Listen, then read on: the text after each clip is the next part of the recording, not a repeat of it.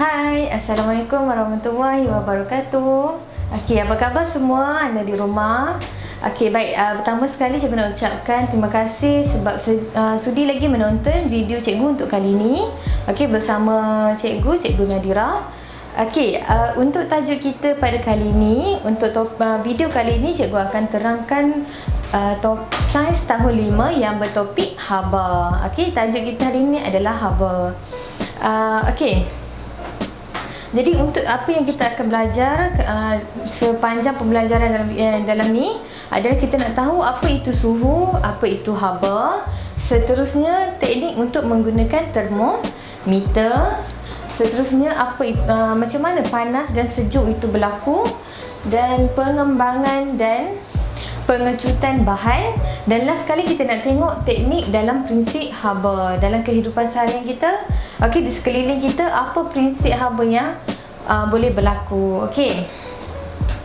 Jadi yang pertama sekali kita akan pergi dulu untuk subtopik kita yang pertama, iaitu suhu dan haba. Okey, jadi cikgu nak tanya anda di rumah, apa itu haba? Tahu tak haba tu apa?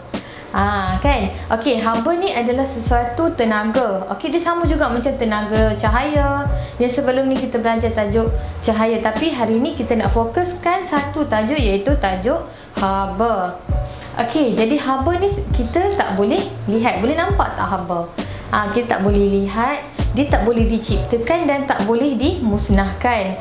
Satu lagi, tidak boleh dilihat tetapi boleh dirasa. Macam elektrik tak boleh nampak tapi kita boleh rasa. Okey. Jadi haba ni, cara kita nak tahu haba ni adalah dengan mengukur dia punya suhu. Okey. Jadi apa itu suhu pula? Suhu adalah sukatan darjah kepanasan sesuatu objek.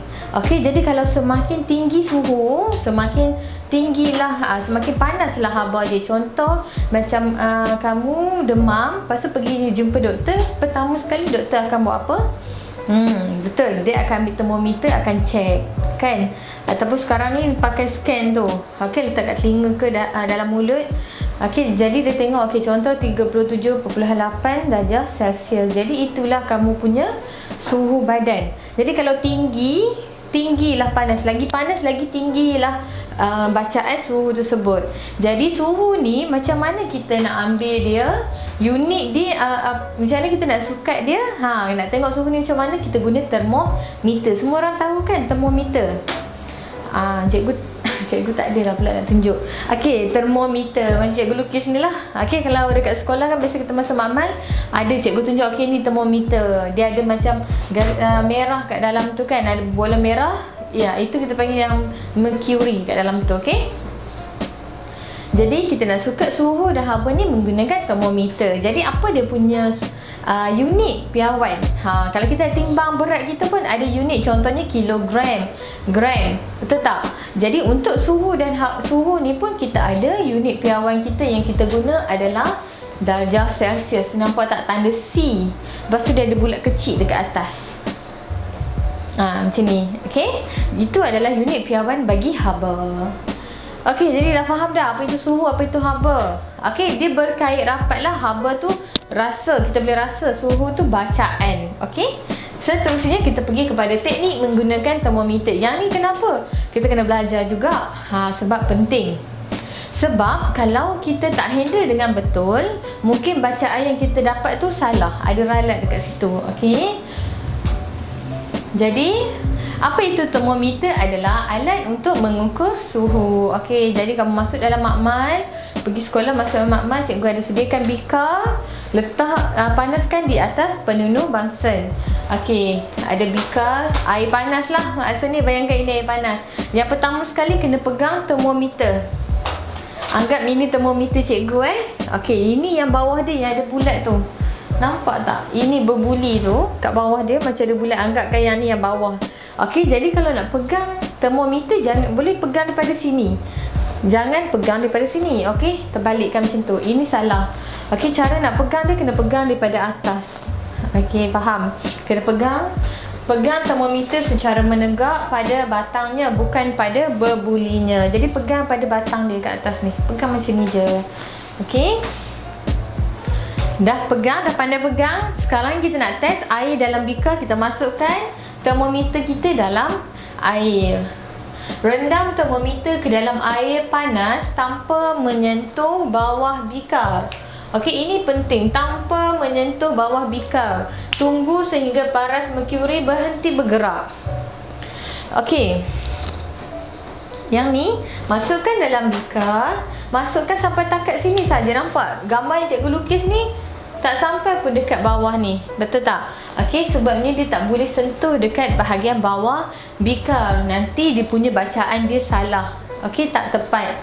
Okey, jadi kena pegang dia sampai takat sini sahaja. Lepas tu jangan pegang lepas pula. Okey, pegang, tunggu sampai bacaan merkuri kita ni naik. Dia naik, dia akan naik laju. Kalau air tu panas dia akan naik atas, lepas tu dia akan stop. Tunggu sampai dia berhenti baru kita ambil bacaan dia. Okey, contoh kita dah ukur, okey, dia dah berhenti dekat sini, kita ambil bacaan. Cara nak ambil bacaan pula macam mana? Nak tengok. Contoh ini dia. Kita kena tengok macam ni, bukan macam ni ataupun macam ni. Kebiasaan pelajar selalu buat macam ni. Okey, sebenarnya salah. Sebenarnya kita kena letak kita punya pandangan mata sama arah dengan meniscus merkuri kita panggil. Okey, laraskan kedudukan mata pada meniscus merkuri ketika mengambil bacaan suhu. Jadi waktu nak ambil tu kita pandang macam ni. Okey, sama arah dengan meniscus merkuri. Meniscus merkuri maksudnya yang ni lah, takat yang tadi ni. Kalau yang ni salah, yang ni betul. Faham? Okey. Okey, sekarang ni kita nak masuk pula. Dah faham dah macam mana nak ambil bacaan suhu guna termometer tadi. Sekarang kita nak pergi kepada kejadian panas dan sejuk. Macam mana sesuatu bahan tu boleh panas dan dia boleh sejuk. Okey, yang ni kita dah belajar tadi. Haba adalah satu bentuk tenaga, betul? Objek atau bahan menjadi panas apabila kehadiran haba. Yang ni kena take note. Bila ada kehadiran haba, maksudnya adalah benda tu akan jadi panas. Okey, contohnya mak kamu nak masak air, jerang air. Kita panggil, ambil air, letak atas dapur, dibuka api, tunggu sehingga 15 minit. Apa akan jadi? Air tu akan menggelegak dan jadi panas. Sebab apa dia panas? Cara nak menjawab dalam bahasa sains kita cakap macam ni. Air ini menjadi panas kerana kehadiran haba. Okey, lepas tu mak awak dah panas, dia dah ambil guna air tu, lepas tu dia tutup api, biarkan selama 30 minit contohnya. Apa yang akan berlaku kepada air tadi? Dia punya wap air semua dah keluar. Air tadi daripada panas akan bertukar menjadi sejuk. Okey, bila air menjadi sejuk, objek atau bahan akan menjadi sejuk apabila kehilangan haba. Okey, jadi air tadi yang mak awak masak tadi dah biarkan sejuk. Maksud dia apa yang dah keluar, haba tadi dah lari keluar. Okey, dah lari ke udara, dah keluar. Jadi kita cakap air ini menjadi sejuk kerana kehilangan haba. Okey, boleh faham? Haba akan mengalir dari panas ke bahagian sejuk. Okey, dia akan mengalir daripada panas ke sejuk. Itu kita panggil haba. Okey, sejuk pada panas tu kita tak panggil haba. Okey, kalau haba tadi, okey, mula-mula dia panas, dia akan bergerak slow, jadi suam sikit, lepas tu jadi sejuk. Itu pergerakan untuk haba. Okey.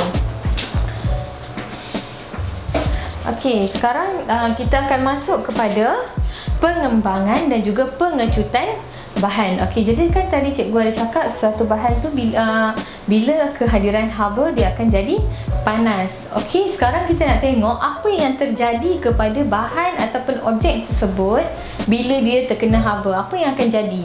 Dia akan kecut ke dia akan kembang? Okey, jadi boleh tengok dekat sini.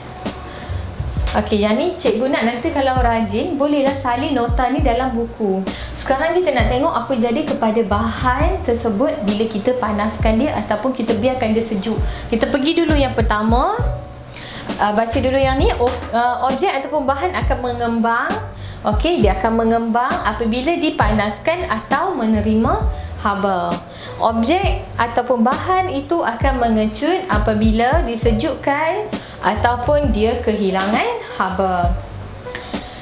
Okey, untuk gambar yang pertama cikgu bagi contoh untuk objek dalam bentuk apa? Kita objek di sekeliling kita semua ada dalam 3 bentuk, iaitu pepejal, cecair dan juga gas. Betul. Ini dalam bentuk pepejal.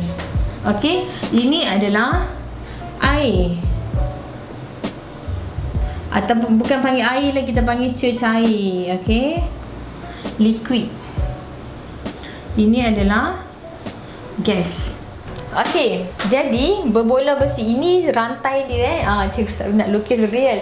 Okey, pernah tengok tak ada gegelung tu, dia ada bola besi. Ini adalah bola besi ini besi. Lepas tu kita panggil dia pepejal. Okey, dia keras besi. Ni gegelung. Okey.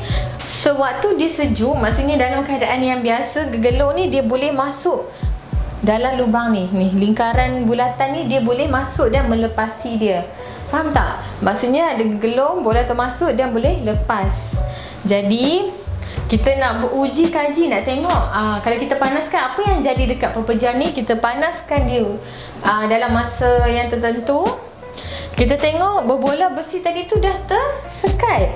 Dia dah tersekat dah dekat lingkaran tadi tu. Nampak? Dia dah tak boleh lepas. Jadi dalam ujian ni, kajian ni, dalam eksperimen ni kan, kita dapat tahu, oh okey, bola besi ini dipanaskan. Bila dipanaskan, apa? Objek ini mengembang. Okey, bila mengembang tak muatlah dia nak lalu kat dalam lingkaran ni. Faham? Okey, jadi dia tak muat dan nak lepas ke dalam lingkaran gegelung besi tu. Okey. Jadi kalau cikgu nak bagi gambaran bentuk zarah. Okey. Bayangkan ini bentuk zarah pepejal.